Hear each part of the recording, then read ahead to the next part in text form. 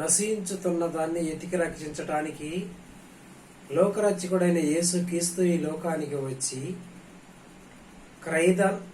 నీ కొరకు నా కొరకు ప్రాణం పెట్టి శిలువలో ప్రాణం పెట్టిన యేసుక్రీస్తుని నువ్వు నమ్మావా, నమ్మలేదా? ఆ నశించుతున్న దాన్ని ఎతికి రక్షించడానికి పరమ నుంచి భూమికి దిగి వచ్చిన ఓ పరలోకపు తండ్రిని నువ్వు జీవాధిపతి అని నువ్వు నమ్మావా, ఇంకా నమ్మకుండా ఉండావా? నమ్మిన ఎడల రక్షించబడును, నమ్మన ఎడల శిక్షించబడును. శిక్ష అంటే పాతాళము దిగిపోవును, రక్షించబడనంటే పరమునకి ఎక్కిపోవును.